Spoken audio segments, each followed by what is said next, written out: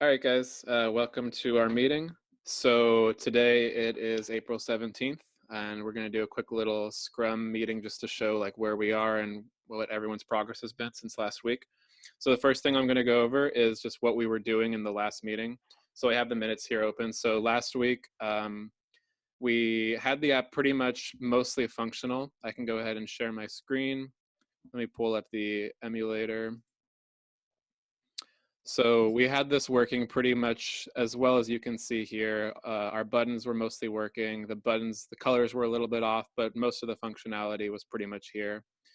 I know, Drew, you said that you were going to look into getting our app running on an actual phone so we can test it on a real device. Has there been any progress on that? Yeah, so I was able to get this very phone yesterday somehow. However, it's haven't been used for a while, so I still have to update the software on the phone so we can use it on the recent Android Studio, which will be getting done today. And currently, I don't have a means of recording, but I will be able to manage it today and get it done. Cool. So this is our mobile app UrbanFlix, which is actually running on a mobile now. Before we just tested on emulator throughout the project, but just to check everything works smoothly, we had to make it run on a phone. So finally, after founding an actual phone, we have the app running here perfectly. Everything is exactly the same. All the GUI components are similar to what we had on an emulator. Everything is fine without any glitch. As you can see, this is the home page. I can upvote, downvote the reviews. I can add a review. As you can see, I can add the review. I can search for a movie title and see if it exists on the database. As you can see, this is after search results. These are the movies. These are the reviews on a very similar movie. This is the home page. That's the account. Top right. That's my account, and those are the reviews that I created for the movies that I wanted to post. And yeah, so everything is working exactly similar as we saw it on an emulator without any glitch or problems. Jamie, I know that you were going to try to get our recyclers sorted because before they were just completely unsorted. You were going to try to get those sorted. Has there been any progress there? Yeah, so on the main homepage, it is sorted by most recent reviews first, and on the account activity page, it is sorted by oldest posts first. So Okay, I can cool. screen share really quick if you would like. Sure, yeah, let's see that. All right. Do you guys see it? Yeah. All right, so here you see that these are sorted by the most recent post first, April 16th, April 14th, down here, April 13th. Very nice. And then if we go to the account page, you can see that this is sorted the other direction. Right. April 13th, down here. I guess I didn't post anything after April 13th, but you know. Yeah, no, I remember we did a bunch of Joker ones to start with, so that's right. Yeah, that's right. And I know you were also going to talk to the professor about looking for substring queries. Did that ever go anywhere? No, none of the ideas she gave me actually really worked the way we wanted. They were mostly for like prefix querying.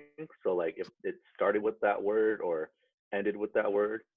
But right now we are able to search like any variation of Joker or the movie title. Right, like so, like case insensitive, right? Yeah. Yeah, that's right. That's the other thing I know you said you were going to work on. So that's really good. I'm glad we got that working. That required like probably building an index or something. Actually, I have no idea how you did that. So let's see. I know that I was going to go in and try to add some more functionality to the user input fields because before, if there was no limits on those. So I remember last week we pulled up the phone and just tested out a bunch of reviews to see like where the text was, like if you put too much text, like where it looked bad, where it kind of broke the GUI. So based on that, we came up with some maximum limits for some of these fields. So I can go ahead and start sharing my screen just to show that real quick. So if we see here, if I try to create a review, you see that now we have these little dynamic indicators here that tell you if you've gone over the limit. You see it turns red, and at that point, if you try to submit it, it's not going to let you. So we were able to I was able to get that working. So that was a lot of what I was doing. I know that Jamie had also changed some functionality so that you could log in with either username or password. And so to go along with that, I added to the create account page. Before, we were only checking to make sure that it was a unique username.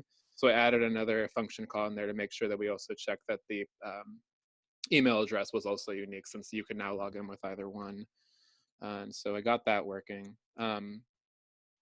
So it looks like we made pretty good progress this week. Cool. So moving on, I went ahead and updated the Kanban board. So I know that before, because we were on an old repo and we had to basically start over with a new repo to get GitHub working, a lot of our old stuff hasn't been moved over. So our like burn down trackers, let me go ahead and start screen sharing so you can see this. Our things like our burn down report has been you can see it's a little, you know, it has a little projected thing, but if you actually look at the line, it's just kind of like it says that we haven't done anything.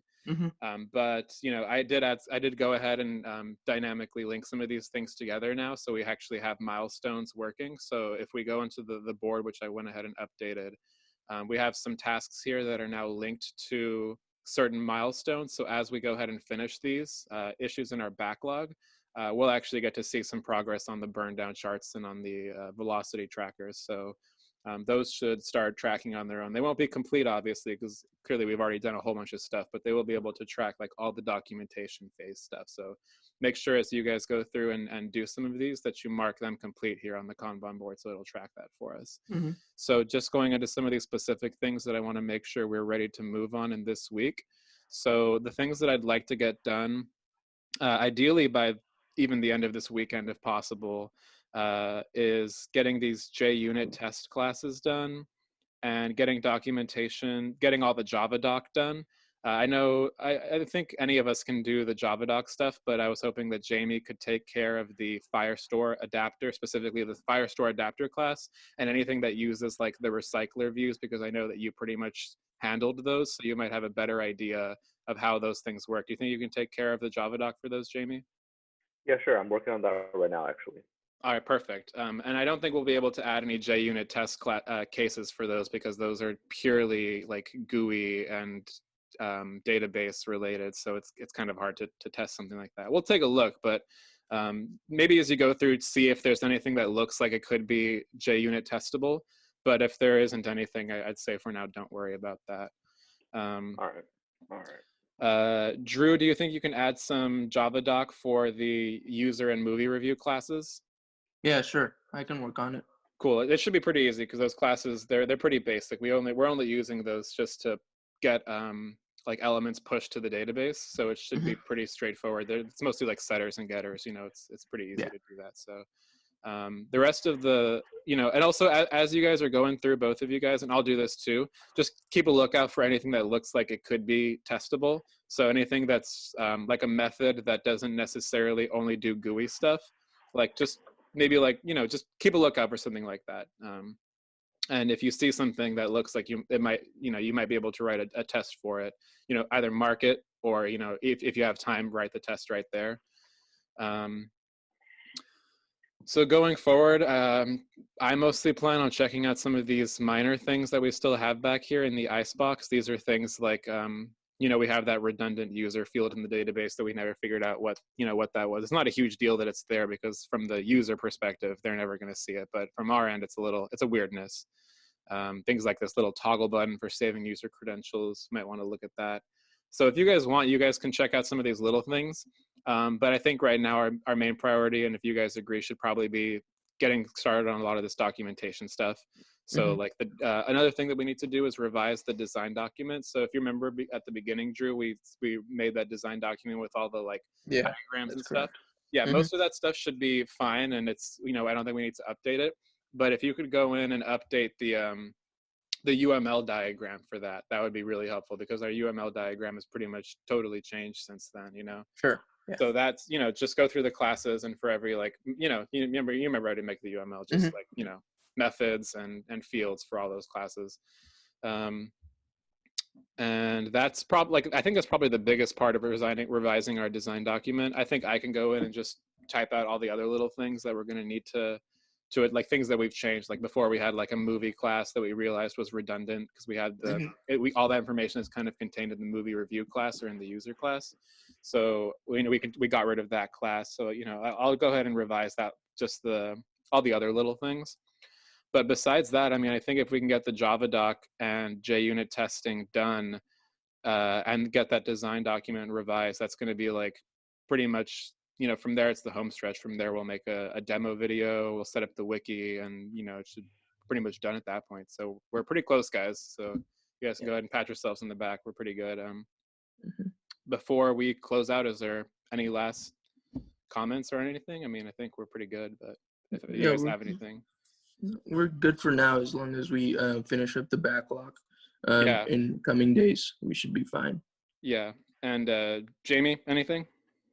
I think if you go back there, we could add something to the icebox section. Oh, sure. I don't know if we're ever gonna get to it, but maybe we could update the security rules on the database just so that just so users have to be logged in and stuff to be able to add reviews, like from the database point of view. Like, I know right now we have it so that they have to be logged in anyway. Yeah, on the GUI side, but not necessarily from the database side. That's true. Yeah. Update rules on database. We'll say server side. That's a good one. So I'll go ahead and attach this to advanced GUI working, because that's more of an advanced feature. And I think that, I don't know how difficult that'll be. I'll go ahead and give it a rating of 13. And for now, I'm going to attach that to you. And if if anyone else works on it, they can go ahead and add themselves either. But I'll go ahead and submit that. So we have this issue. I'll go ahead and toss this into the icebox, so we have another field in there. Oh, and related to that, there was one more that I think I'll go ahead and add in there, which was encrypt password before we send it off to the database, and decrypt on retrieval. I know this is something that we didn't even consider, but in web dev, we're learning about that right now, about how you never store unencrypted passwords. So I'll go ahead and assign that. We'll call that advanced, and I'll attach that to, let's say I don't know how difficult that'll be, honestly. And I'll go ahead and attach that to myself for now. And I'll go ahead and throw Drew in there too, if you can just check out like how one encrypts the password from Android Studio. So we can both check that out and see if there's any possibility of doing that. I mean, since we're not actually deploying anytime soon, I think it's okay. But it would be nice to have some good security, just for good coding's sake and good practice's sake. I think we're good. So is anything else? That's it, I think. We're good. All right, great. I'll go ahead and stop recording then.